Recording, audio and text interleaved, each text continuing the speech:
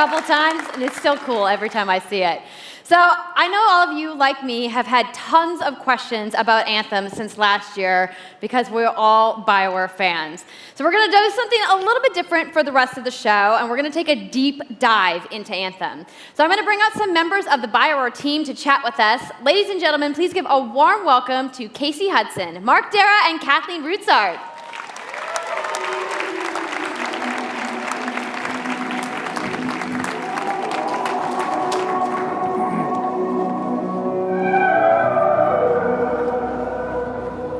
Thanks, guys. Thanks for coming out today. Just got a little game to show, right?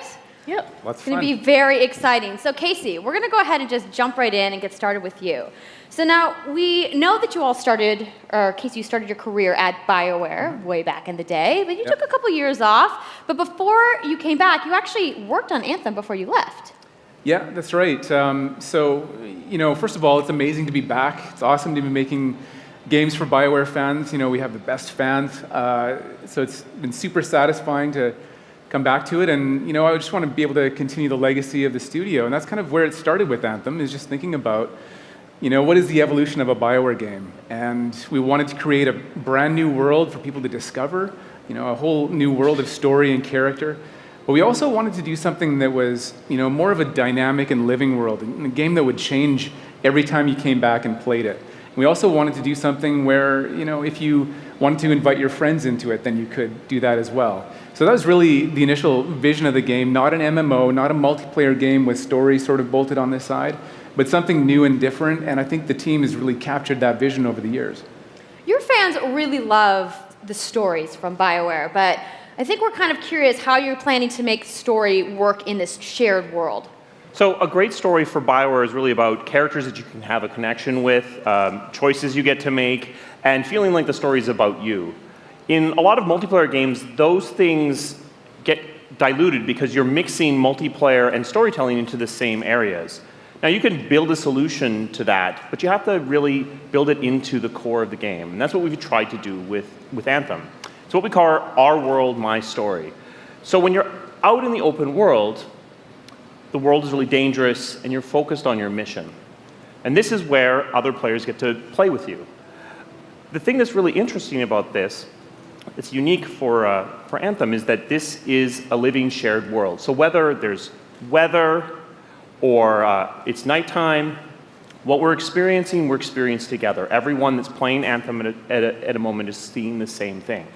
And this is what we mean when we talk about our world. It's a shared world that we all experience together. But then when I finish my mission, I come back to a base like Fort Tarsus. And this is a single player experience.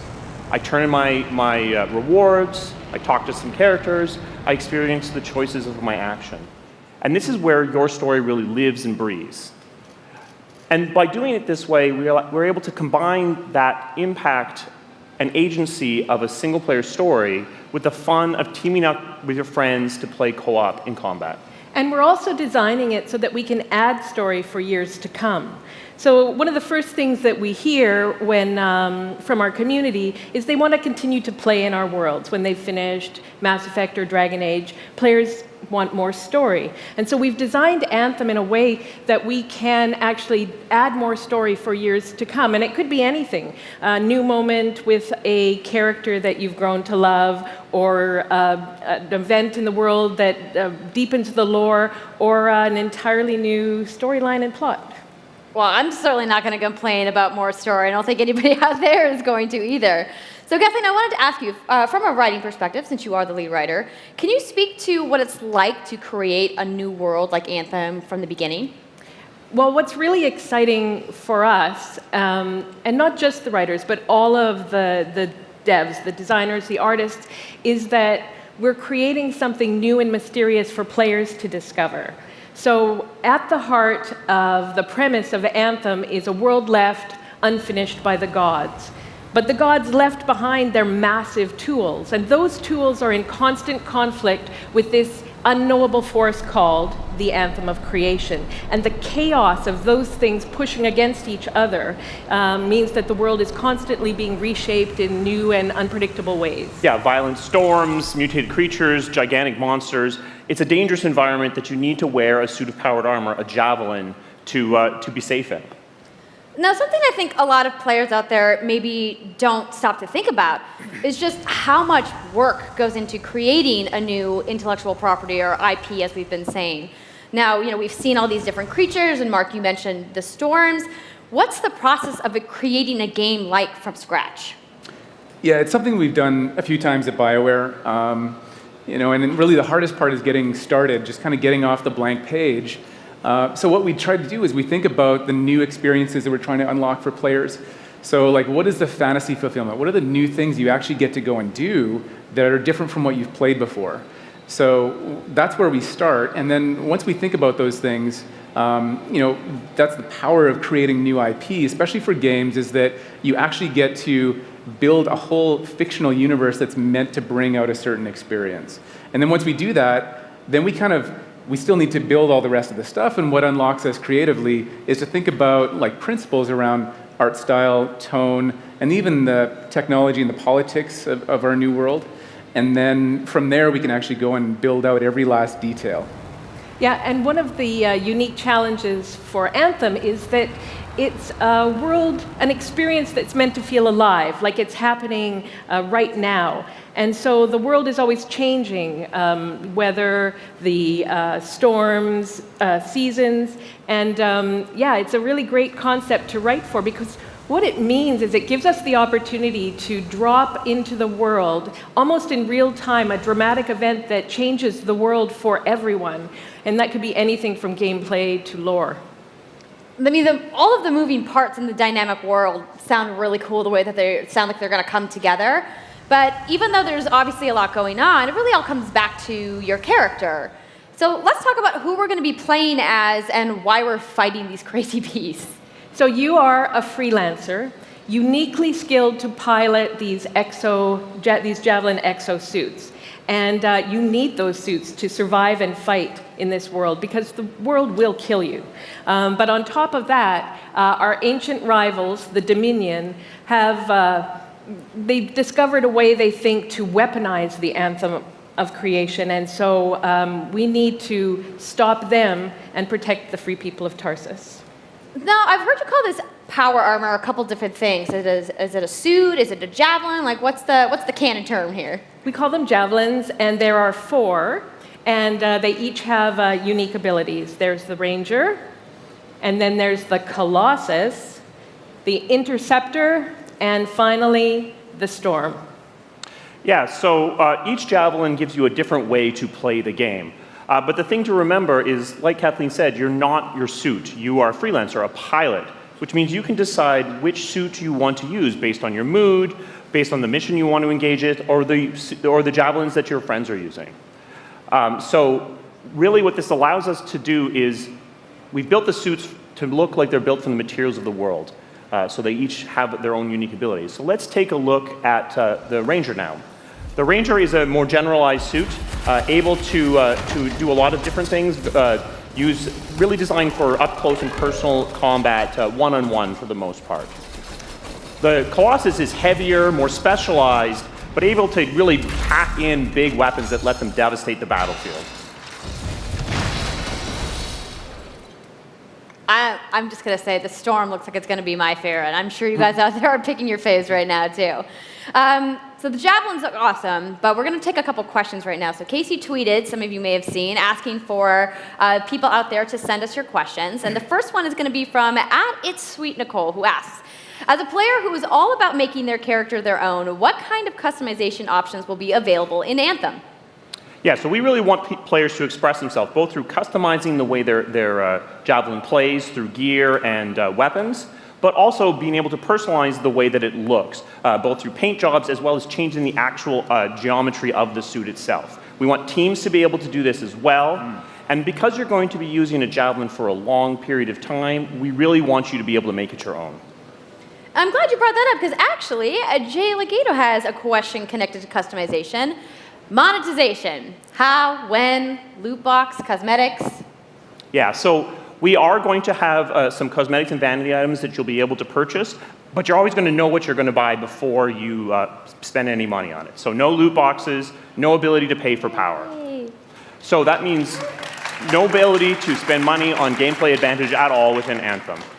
But even more important than that, we want to make sure that Anthem is an immersive experience that feels like it's complete from the get-go. So that means a main story, a big open world, and an ongoing service that provides new content for a long period of time. New story, new experiences for everyone. Well, I'm glad to hear that I can make my javelin pink. That's really all I wanted to know, I'm going to be honest. All right, Casey, we talked earlier about this being a co-op experience. So can you tell me a little bit about how the team gameplay in Anthem is going to work? Yeah, it really is about the fun of teaming up as a team of superheroes and working together. So you want to get a few people together of different classes. So I think here we're going to see the Colossus, just hammering people on the ground in gameplay. If we can have a look at that. So heavy artillery, being really strong, in melee combat, and then here you've got the Ranger shooting down from above, and then they're using combos and special abilities and stuff like that. But what I love is you don't just run around, you're swimming and flying as well. So it's interesting because at the Slate Tones wants to know, how will you balance multiplayer with single-player storytelling? So Anthem's really built around trying to combine the impact of having your own personal story with the fun of playing with other players. But we really want to make sure that playing with other people feels like a choice. So for people that want to just experience the story, you're going to be able to do that. Now, going out into an open world like this by yourself is going to be a little bit more challenging than if the team of 4 people.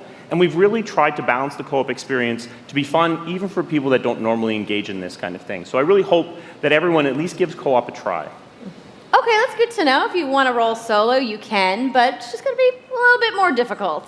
Well, I know you all are on the edges of your seats. How about we show a little gameplay? Yeah? You guys want that? All right, so Kathleen, I think you're going to set this up for us? I will. So, you and your friends have decided to play a mission called Scars and Villainy. The Scars have put together an acid-based super weapon, so you got to take them out. So you start in the Strider, which is like a giant walker, and it's your forward base of operations. You have a conversation with your crew, Halleck, Faye, and Owen, and you'll hear Owen. He's going to talk us through the mission as we experience it here. And yeah, then you just get into your javelin suit and you head out with your friends. All right. Well, thank you so much, Mark, Casey, Kathleen, for talking to me about Anthem today. We're going to go ahead and roll the gameplay now. Enjoy, everybody.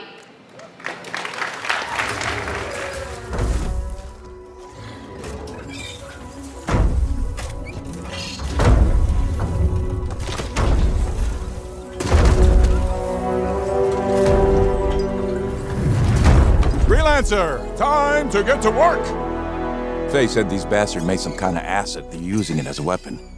So, find where they're making this garbage and shut it all down.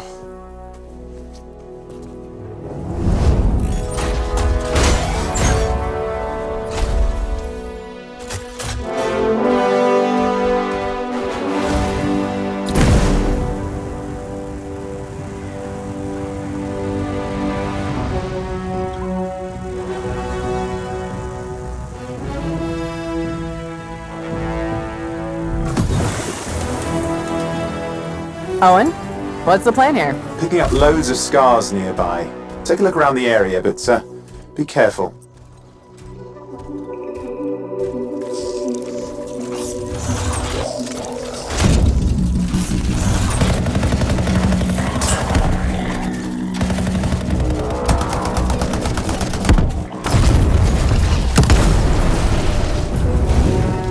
Right. Checking out the Scar Camp some more. Look at all the weapons! Oh, and the turrets! Better move quickly.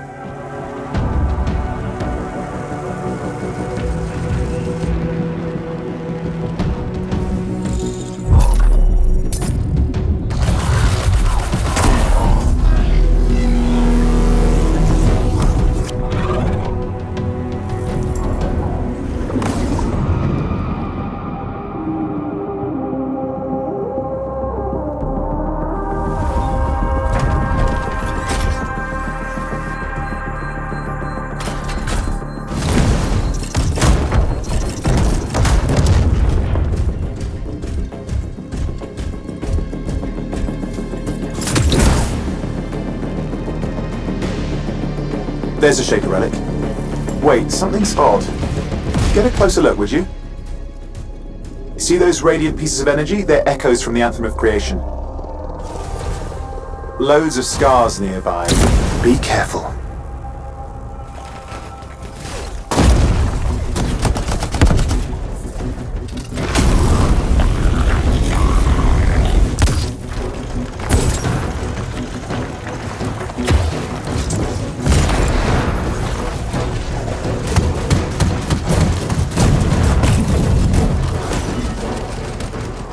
Return them to the relic. You've got to silence it fast.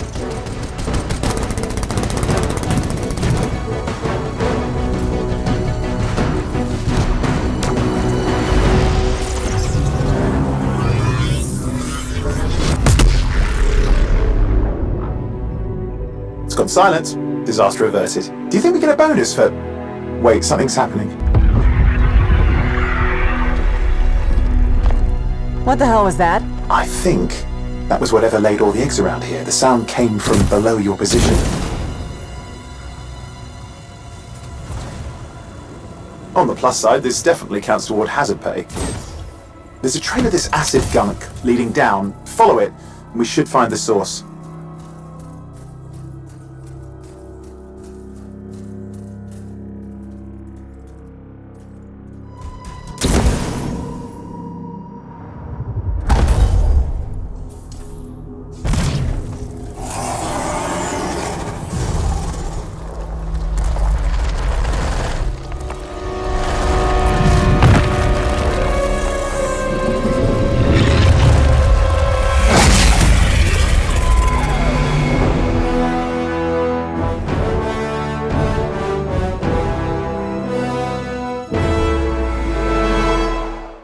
So I'm sure the question on everyone's minds, when do we get to play? So Anthem comes out February 22nd, 2019 on Xbox One, PlayStation 4, and PC. So mark your calendars, everybody. Fire off your tweets. Thank you so much again to Casey and the entire BioWare team. I know you guys have that awesome theater outside, so I will see you guys there. All right. Give see it you up there. for Casey Hudson, Thank you. everybody.